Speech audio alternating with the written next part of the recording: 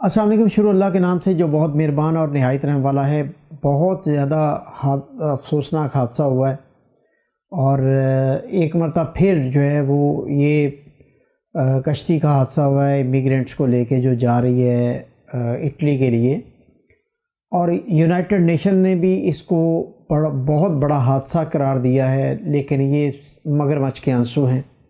میں آج کی ویڈیو میں آپ کو بتاؤں گا کہ حقائق کیا ہیں، اور یہ جو امیگرینٹس ہیں جو انلیگل طریقے سے یورپ اور امریکہ میں جانا چاہتے ہیں، ان کو کیوں نہیں روکا جا سکتا؟ انسانی سمگلر جو ہیں وہ لوگوں کی زندگی اور موت کے فیصلے کیوں کر رہے ہیں؟ اور انسانی سمگلروں کے ہاتھوں جو دنیا کی ترقی یافتہ قومیں ہیں، جو خود کو انتہائی ٹیکنالوجیکلی سٹرونگ سمجھتے ہیں اور ٹیکنیکلی ان کے پاس تمام وہ آلات موجود ہیں، جو وہ سوئی بھی دیکھ سکتے ہیں زمین کے اندر، تو وہ سمندر کے اندر ایک بوٹ کو آتا ہوا کیوں نہیں کنٹرول کر سکتے، اور کس طرح وہ یہ بوٹس پہنچتی ہیں۔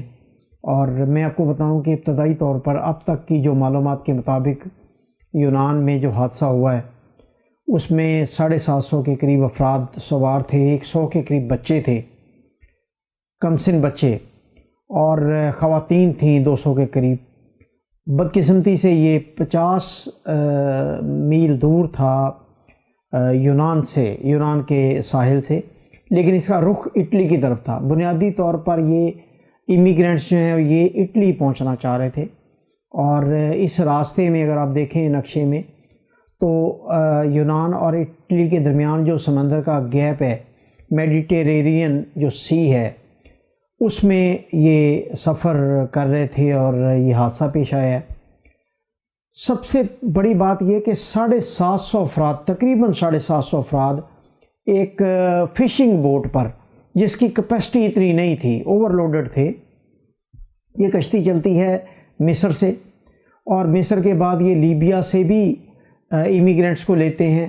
انسانی اسمگلرز نے اپنا پورا بندوبست کیا ہوا تھا، اور پوری بھر کے کشتی انہوں نے منافع بخش جو کشتی ہے، یعنی جتنے زیادہ اس میں لوگ ڈھونسے جائیں گے اتنا زیادہ ڈالرز میں منافع ہوگا، پر ہیڈ چارج کرتے ہیں۔ تو انہوں نے 750 افراد وہاں سے لوڈ کیے، پہلے مصر سے، اس کے بعد لیبیا سے، اس کے بعد یہ میڈیٹیرینین سی سے اٹلی پہنچنا چاہ رہے تھے۔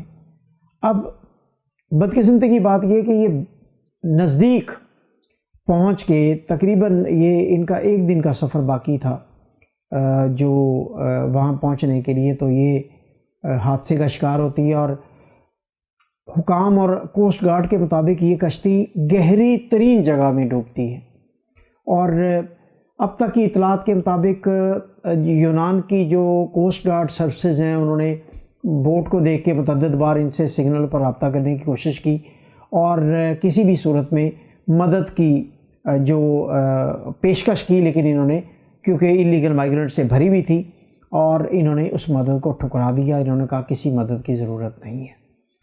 اب اس میں سے تقریباً 110 افراد کو زندہ بچایا گیا ہے 750 افراد میں سے، اور 15 افراد جو ہے جو سسپیکٹ ہیں، جن پر یہ شبہ ظاہر کیا جا رہا ہے کہ وہ سمگلرز کے ساتھی ہیں یا سمگلرز ہیں۔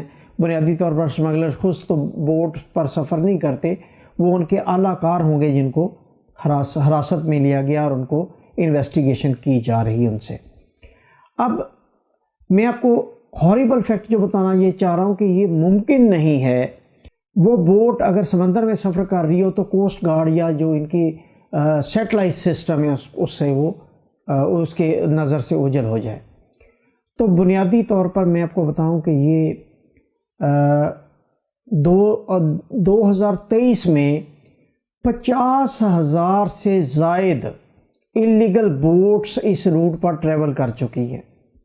آپ اس سے اندازہ لگا لیں کہ ہمارا جو ٹیکنالوجی جس کی یہ بات کرتے ہیں، جو سیٹلائٹ سے زمین پر پڑی ہوئی سوئی بھی دیکھ لیتے ہیں، ان کو سمندر میں، گہرے سمندر میں ایک دور سے ایک بوٹ نظر نہیں آ رہی، اور وہ کہاں سے چلی ہے اور کہاں پہنچنا چاہ رہی ہے، لیکن ان کے سیٹلائٹ میں، ان کے ریڈارز میں اور ان کے کوسٹ گارڈ کو وہ نظر نہیں آتی۔ یہ ڈیلیبریٹلی کیا جاتا ہے۔ میں آپ کو بتاؤں کہ یہ جو ڈرگ کا بزنس ہے، اس کے بعد یہ انسانی سمگلنگ دنیا کا دوسرا بڑا بزنس ہے جس میں اربوں ڈالر کی انویسٹمنٹ ہے. یعنی اس میں بہت آسانی سے کروڑوں اربوں ڈالر کمائی جا سکتے ہیں. اور رسک میں کون ہوتا ہے؟ اور رسک میں وہ لوگ ہوتے ہیں جو سمندر میں ٹریول کر رہے ہوتے ہیں، جو اہلکار ہوتے ہیں جن کو ہینڈسم سیلری پر رکھا ہوتا ہے. ان کو یہ ہوتا ہے کہ چلیں جان کی بازی لگائیں گے تو پیسہ اچھا کمائیں گے. لیکن جو یورپ پہنچنا چاہتے ہیں امیگرینٹس، جو چھوٹے چھوٹے بچوں کے ساتھ ٹریول کرتے ہیں، ان کی زندگی کی کوئی پرواہ نہیں ہوتی. میں آپ کو بتاؤں کہ اس بورڈ میں 750 افراد میں سے سوائے جو بورڈ کا عملہ تھا ان کے علاوہ کسی کے پاس بھی لائف سیونگ جیکٹس نہیں تھی. اس سے آپ اندازہ لگا لیں کہ جانوروں سے بدتر یہ سفر ہے. اور یعنی کتنی قیمت کی ہے لائف سیونگ جیکٹ. اگر خدا نخواستہ حادثہ ہوتا ہے تو لائف سیونگ جیکٹ کا یہ ہوتا ہے کہ اس سے آپ کم از کم منیمم کوئی 12-14 گھنٹے پانی میں سروائیو کر سکتے ہیں. آپ کو ڈوبنے نہیں دیتا، جیکٹ آپ کو ڈوبنے نہیں دیتی، اور آپ یعنی 3-4 دن تک بھی آپ سروائیو کر سکتے ہیں. خوراک اگر آپ کے پاس کوئی بیگ ہے تو یا کوئی اس طرح کا کوئی ذریعہ ہو کہ جو خوراک کی وجہ سے آپ نہ فوت ہو، تو کئی دن تک لائف سیونگ جیکٹ سے آپ سروائیو کر سکتے ہیں. اب میں بتاؤں کہ یہ ان کے ریڈار میں، ان کے کوسٹ گارڈ جو میرین ہے، ان کی جو سیکیورٹی کے ہیں، جو پٹرولنگ والے، ان کے یا ان کے سیٹلائٹ میں یا ان کے ریڈارز میں کیوں نہیں آتے. یہ ان ممالک سے ڈیلیبریٹلی امیگرینٹس لے کے جاتے ہیں یورپ میں اور امریکہ میں اور برطانیہ میں. میں آپ کو بتاؤں کہ وہاں کی تمام بڑی دنیا کے سب سے شفاق اور ظالم جو وہ طبقہ ہے وہ بزنس مین طبقہ ہے. یعنی آپ یہ دیکھیں کہ پہلی جنگ عظیم اور دوسری جنگ عظیم جو ہے وہ بزنس کے لیے لڑے گی پوری دنیا میں. کروڑوں افراد جو ہیں وہ لقمہ اجل بن گئے، لیکن بینک کارز اور جو تیل کی جو ریکوائرمنٹ ہے یا جو دنیا کے وسائل ہیں ان پر قبضہ کرنے کے لیے پہلی اور دوسری جنگ عظیم ہوئی. تو دنیا کا سب سے جو شفاق طبقہ ہے جس کے سینے میں کوئی دل نہیں ہوتا وہ بزنس مین ہوتا ہے. تو یہ جو امیگرینٹس جو جاتے ہیں لاکھوں کی تعداد میں، اب 50,000 سے زائد بوٹس اس روٹ پر ٹریول کر چکی ہیں. آپ اندازہ لگا لیں کہ کتنے امیگرینٹس، ایلیگل مائیگرینٹس یہاں پر پہنچنے میں کامیاب ہوئے ہوں گے. 25,000 کے قریب اس روٹ پر افراد لقمہ اجل بن چکے ہیں اب تک حادثات میں. تو ان کو سلیو کے طور پر یعنی غلام کے طور پر رکھا جاتا ہے. ان کی کوئی شناخت نہیں ہوتی. یہ جن کے پاس بھی جاتے ہیں وہ انتہائی ہاریبل. میں آپ کو بات بتاتا ہوں کہ جو خواتین ہوتی ہیں جو انلیگل مائیگرینٹس ہوتی ہیں، جن کے پاس کوئی شناخت نہیں ہوتی، کوئی پاسپورٹ نہیں ہوتا، کوئی لیگل ٹریول نہیں ہوتا، ان سے مکروہ دھندے بھی کروائے جاتے ہیں. لیکن وہ کچھ بول نہیں سکتے کیونکہ وہ غیر قانونی مجرم ہوتے ہیں. اور جو مرد ہیں آپ دیکھیں گے زیادہ تر ان میں سے جو تعداد تھی وہ 20 سے 30 سال کے ایج گروپ کی افراد کی تعداد تھی.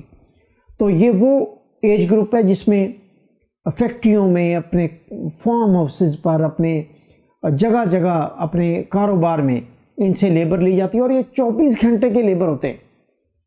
یعنی ان سے غیر قانونی طور پر پہنچنے والے افراد تو باہر نکل کے نہ تو ٹرین میں سفر کر سکتے ہیں، نہ کسی بس میں سفر کر سکتے ہیں، نہ کسی پارک میں جا سکتے ہیں، نہ کسی ریسٹورنٹ میں بیٹھ سکتے ہیں. تو ان کے دائمی غلام ہوتے ہیں جو 24 گھنٹے کی لیبر پرووائڈ کرتے ہیں. اور ان کی کوئی سوشل سیکیورٹی نہیں ہوتی، ان کا کوئی ہیلتھ انشورنس نہیں ہوتی، ان کی کوئی لائف انشورنس نہیں ہوتی، ان کی کوئی منیمم ویجز نہیں طے ہوتی. اور وہ ارزاں قیمت پر یعنی بہت ہی کم اجرت پر یہ 24 گھنٹے کے غلام انہیں میسر آتے ہیں.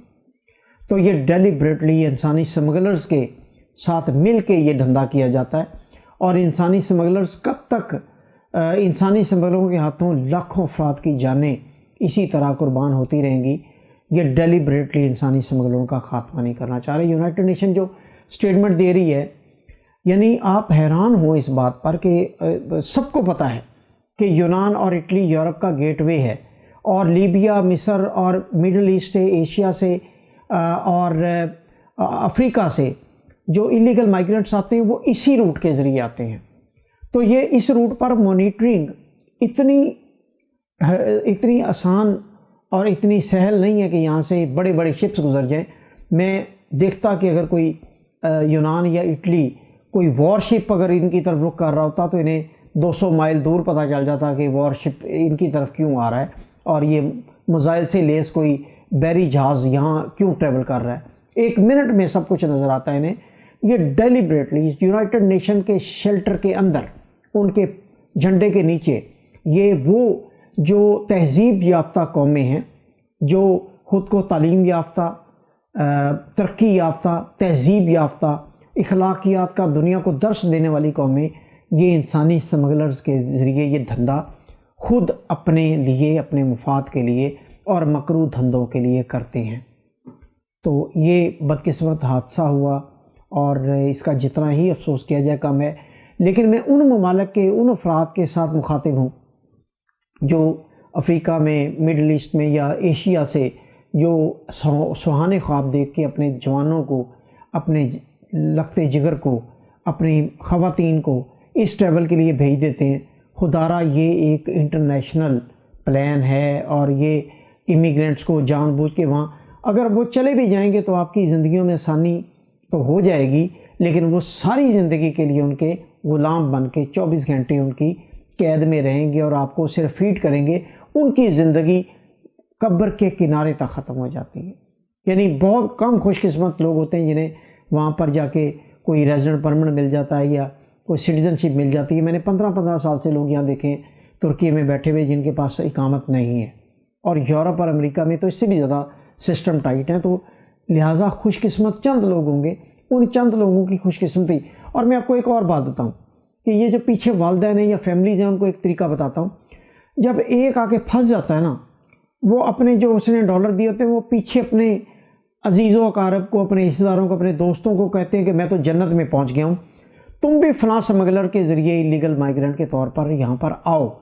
بنیادی طور پر وہ جنت میں نہیں ہوتا، وہ جو اس نے پیسے دیے ہوتے ہیں انسانی سمگلر کو، وہ انہی کا اعلیٰ کار بن کے آپ کے پیسے ادھر پھنسوا رہا ہوتا ہے، آپ کو بھی غلامی کی زندگی میں دعوت دے رہا ہوتا ہے، اور اس کا اس سے کمیشن ملتا ہے انسانی سمگلر سے جتنے وہ کسٹمر۔ اور یہ ایک ایسا سرکٹ بنا ہوا ہے جو ٹوٹنے میں نہیں آ رہا۔ ایک پہنچتا ہے وہ پیچھے سے 7 اور منگوا لیتا ہے، ایک کے ذریعے انسانی سمگلر 7 اور گاہک ڈھونڈ لیتے ہیں۔ تو یہ ہمارے خطے سے یہ مسلسل یہ ٹریفکنگ جاری ہے، اور اگر یونائٹڈ نیشن اور یہ ملک مل کے چاہیں کہ انسانی سمگلر کا کلا کما کر لیں تو یہ 1 مہینے میں، 2 ہفتوں میں، 2 مہینے میں ان کا کلا کما کر سکتے ہیں، لیکن یہ ڈیلیبریٹلی یہ ہونے نہیں دے رہے کیونکہ ان کو غلام چاہیے۔ یہ آج بھی پتھر کی دنیا میں رہتے ہیں اور ان کو غلام چاہیے، اور غلام جو ہے وہ ان کو اسی طریقے سے ملتے ہیں۔ بہت شکریہ۔